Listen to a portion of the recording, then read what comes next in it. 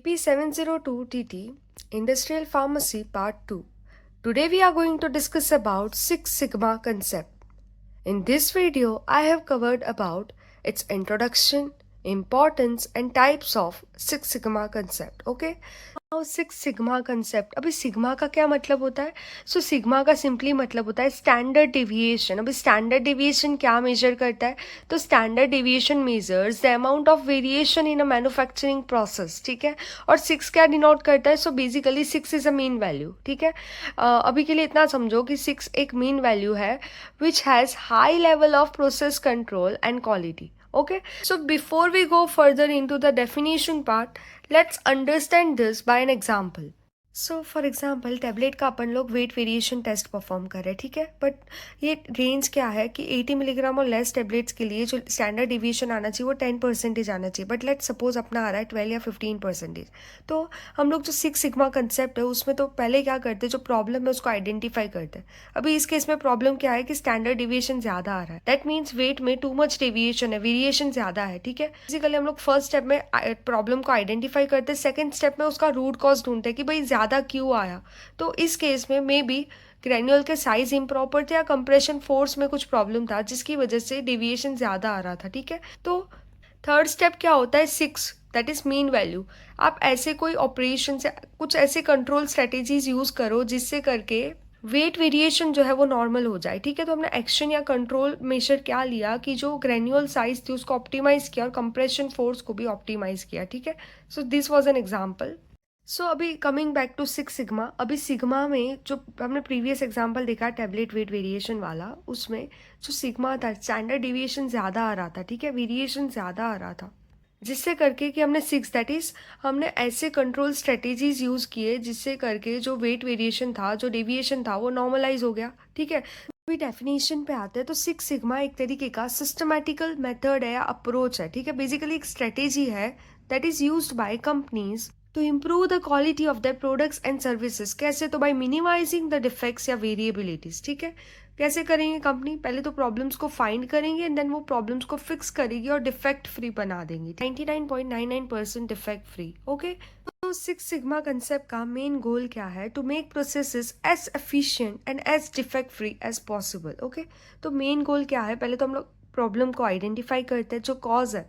ठीक है. जो रूट कॉज है, वो प्रॉब्लम क्यों हुआ, वो डिफेक्ट क्यों हुआ, उसका रूट कॉज ढूंढता है. ठीक है. फिर उसको उस रूट कॉज को हम लोग रिमूव करते हैं, जो डिफेक्ट है उसको रिमूव करते हैं एंड वेरिएबिलिटी को मिनिमाइज कर देते हैं. ठीक है. तो जैसे हमने एग्जाम्पल देखा था, पहले तो अपन ने प्रॉब्लम आइडेंटिफाई किया, फिर उसका रूट कॉज ढूंढा और उस पर कंट्रोल स्ट्रेटेजीज यूज की जिससे करके कि वेरिएबिलिटी क्या हो जाए, एकदम मिनिमाइज हो जाए. ठीक है. तो मेन गोल क्या है सिक्स सिग्मा कंसेप्ट का? To make processes as efficient as possible and as defect free as possible. Okay. So next is who was the father of six sigma. तो बेसिकली जो बिल स्मिथ थे वो थे father of six sigma, जिन्होंने, वो एक engineer थे जिन्होंने मोटोरोला में काम किया था और ये कंसेप्ट को स्टडी किया था. ओके.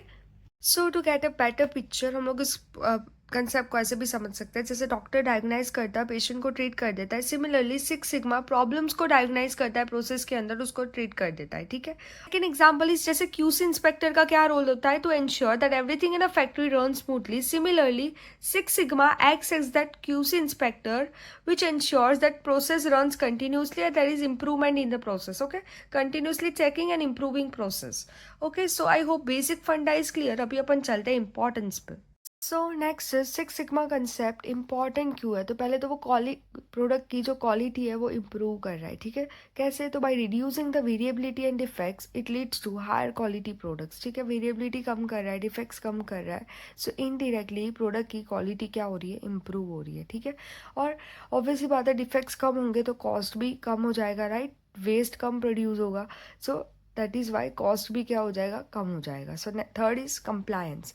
तो it ensures compliance with regulatory standards and regulatory bodies, right? For example, meeting FDA guidelines for GMP, that is good manufacturing practices. Okay. Fourth is customer satisfaction. Obvious सी बात है, अगर आप high quality product बना रहे हो तो customer satisfy होना ही है. So enhances customer satisfaction by delivering reliable and high quality products. Next is employee engagement. अभी आप कंटिन्यूस इंप्रूवमेंट इन प्रोसेसेस पे ध्यान दे रहे हो तो उसमें कौन इन्वॉल्व होते हैं? एम्प्लॉयज इन्वॉल्व होते हैं. तो इस प्रोसेस के थ्रू एम्प्लॉयज़ के बीच का एंगेजमेंट बढ़ता है that leads to motivated workforce, ठीक है. So it involves employees in continuous improvement efforts leading to more engaged and motivated workforce. Next is types of Six Sigma projects. ठीक है, generally Six Sigma projects के दो types है, DMAIC and DMADV. DMAIC, the letter DMAIC stands for Define, Measure, Analyze, Improve and Control. And DMADV stands for Define, Measure, Analyze, Design and Verify. जब कोई already existing process में कोई improvement करना रहता है तब अपन यूज़ करते हैं DMAIC प्रोजेक्ट, और अगर कोई न्यू प्रोसेस बना रहे हैं, न्यू प्रोडक्ट बना रहे हैं, तब अपन जो प्रोजेक्ट यूज़ करते हैं दैट इज़ DMADV, ठीक है. So I hope it is clear. DMAIC we use for improving an existing process and DMADV is use for creating a new process और न्यू प्रोडक्ट.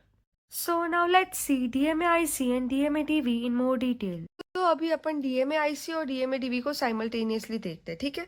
DMAIC कब use करेंगे? जब भी अपन को कोई एग्जिस्टिंग प्रोसेस में अपग्रेडेशन करना है तब अपन, और अपग्रेडेशन क्यों कर रहे हैं? फॉर इम्प्रूवमेंट, ठीक है, तब अपन यूज़ करते हैं DMAIC. और DMADV कब यूज़ करेंगे? जब भी कोई नया प्रोसेस या नया प्रोडक्ट सिंथेसाइज करना है, ठीक है, या फिर डिज़ाइन करना है, तब अपन यूज़ करते हैं DMADV. So, DMAIC is used to improve an existing process by making it more efficient and reducing defects. So, basically, it's like fixing and upgrading something that already exists.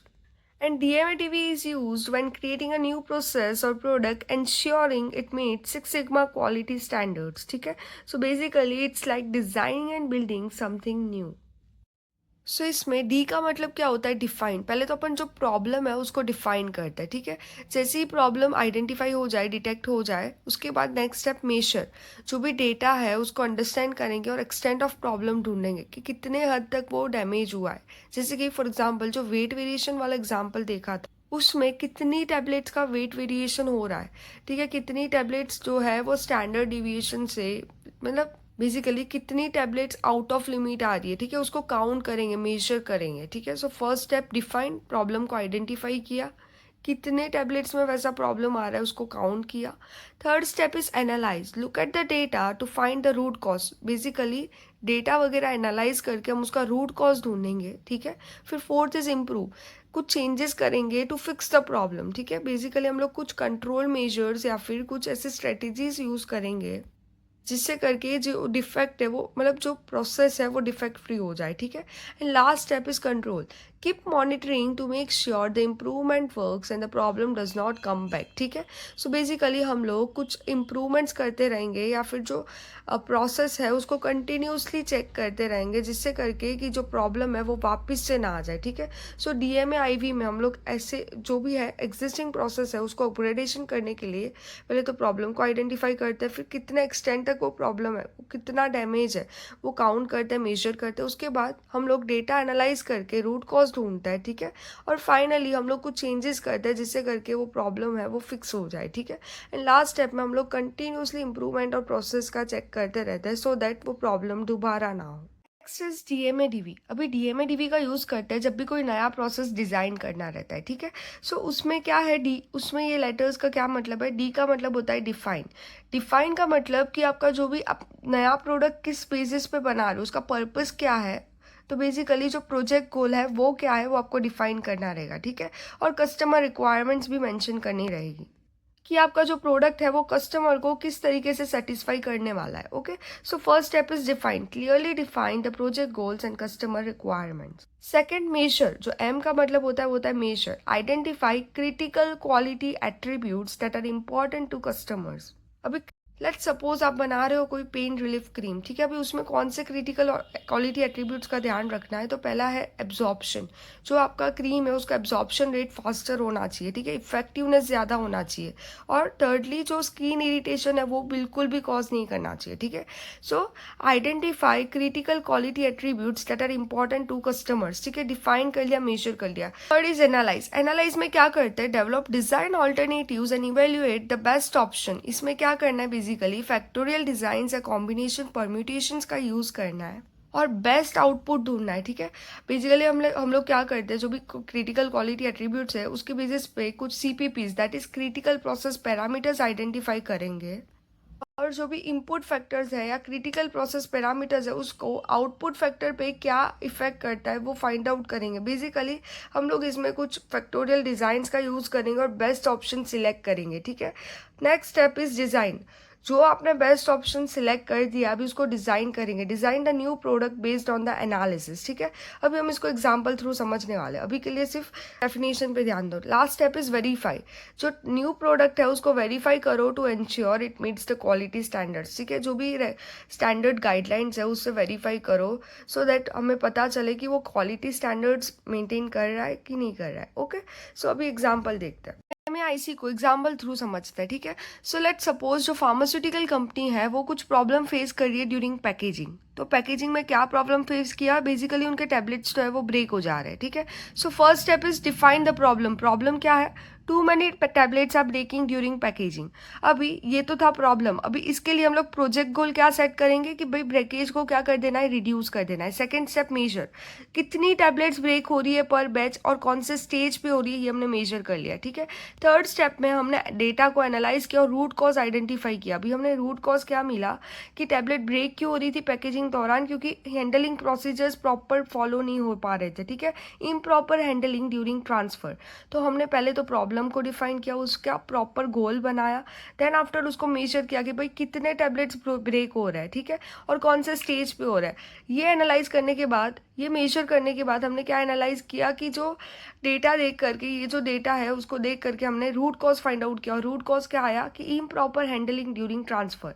अब ये root cause identify करने के बाद fourth step is improvement. जैसे हमें जो handling procedures है उसको एडजस्ट करना है, ठीक है। So adjust handling procedures and improve transfer equipment, ठीक है। सो बेसिकली हमने क्या किया, मॉडिफाई की हैंडलिंग प्रोसेस को और अपग्रेड किया इक्विपमेंट्स को फॉर बेटर ट्रांसफर, ठीक है। Last is control. कंट्रोल में हमने पोस्ट पैकेजिंग मतलब पैकेजिंग के बाद हमने कुछ कंट्रोल पैरामीटर्स लिए, कुछ वो जो प्रोसेस था उसको कंटिन्यूस इंप्रूवमेंट और मॉनिटर किया, ठीक है। So regular check tablet integrity and establish monitoring procedures, ठीक है। सो आई होप कि डीएमएआईसी एग्जाम्पल थ्रू क्लियर है। पहले तो आपको अपन को क्या करना है, प्रॉब्लम डिफाइन करना है। प्रॉब्लम डिफाइन हो जाए तो एक प्रोजेक्ट गोल सेट करना है। उसके बाद वो प्रॉब्लम कितने हद तक हो रहा है, extent of problem find out करना है कि भाई कितने टैबलेट्स ब्रेक हो रहा है, ठीक है। ये सारे डेटा के थ्रू हम लोग रूट कॉज आइडेंटिफाई करेंगे। अभी रूट कॉज जैसे ही मिल जाता है उस पर इंप्रूवमेंट करेंगे और फाइनली उस स्टेप को कंट्रोल करेंगे, ठीक है। सो अभी डीएमएडीवी को एग्जाम्पल थ्रू समझते हैं। लेट सपोज एक फार्मास्यूटिकल कंपनी है जिसको एक नया प्रोडक्ट बनाना है, ठीक है। So a pharmaceutical company aims to develop a new fast acting pain relief gel, ठीक है। तो फर्स्ट स्टेप क्या होता है इसमें, प्रोजेक्ट को डिफाइन करो। तो प्रोजेक्ट क्या है अपना कि हम लोग एक जेल बनाने वाले हैं, new pain relief gel, okay. अभी वो प्रोजेक्ट जैसे ही डिफाइन हो जाता है, अभी आप कस्टमर की नीड्स को ध्यान में रखो। तो कस्टमर की नीड्स क्या है, जो प्रोडक्ट है, जो जेल है वो फास्ट एक्टिंग होना चाहिए और साथ ही साथ इफेक्टिव होना चाहिए। नेक्स्ट स्टेप है क्रिटिकल क्वालिटी एट्रीब्यूट्स को मेजर करो। अभी क्यों क्रिटिकल क्वालिटी एट्रीब्यूट्स मेजर करने, क्योंकि that will have impact on critical process parameters, ठीक है, जो इनडायरेक्टली इम्पैक्ट करने वाले आउटपुट पे, ठीक है। So determine absorption rate, effectiveness check करो and measure the current benchmarks and set targets. तो फर्स्ट स्टेप में अपन ने प्रोजेक्ट को डिफाइन किया। नेक्स्ट स्टेप में उस जो प्रोडक्ट है उसके लिए हमने क्रिटिकल क्वालिटी एट्रीब्यूट्स को ध्यान में रखा और प्रोडक्ट को बनाया, ठीक है। Third step analyse. हम लोग को कुछ फैक्टोरियल डिजाइन कॉम्बिनेशन और परम्यूटेशंस का यूज करके हमें क्या करना है, बेस्ट ऑप्शन सिलेक्ट करना है, ठीक है। Explore various different formulation to find the most effective, evaluate the best option, ठीक है। जैसे ही बेस्ट ऑप्शन मिल जाता है तो हमें उस जेल को डिजाइन करना है। Design new gel with best formulation, develop a prototype, basically एक ब्लूप्रिंट डेवलप करना है जो कि इंश्योर करे that it meets all quality criteria, ठीक है। Step is verification. अभी आपने जो प्रोडक्ट डेवलप किया वो स्टैंडर्ड गाइडलाइन से, जो रेगुलेटरी गाइडलाइन है उसके साथ मीटअप कर रहा है कि नहीं कर रहा, उसको वेरीफाई करो। So test the new product in real world conditions, conduct clinical trials and customer feedback sessions, gather and analyze feedback for final adjustments, ठीक है।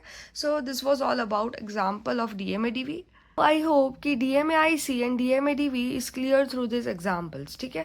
अब तो अभी कंफ्यूजन रहता है माइंड में कि जितने भी अप्रोचेस है, टोटल क्वालिटी मैनेजमेंट ले लो, क्यूबीटी ले लो, सिक्स सिग्मा कंसेप्ट ले लो, उनका फाइनल गोल तो क्वालिटी इंप्रूवमेंट ही है। तो डिफरेंस किसमें, डिफरेंस क्या है? तो तीनों अलग अलग चीज पे फोकस करते हैं। जो तो बेसिकली टीक्यूएम क्वालिटी को मैनेज करता है by continuous improvement in the processes, ठीक है। जो क्वालिटी बाय डिजाइन है वो फोकस करेगा कि जो क्वालिटी है उसको डिजाइन करें in the process itself from the beginning, ठीक है। और सिक्स सिग्मा कंसेप्ट जो है वो डिफेक्ट्स और वेरिएबिलिटीज पे ध्यान देता है, ठीक है।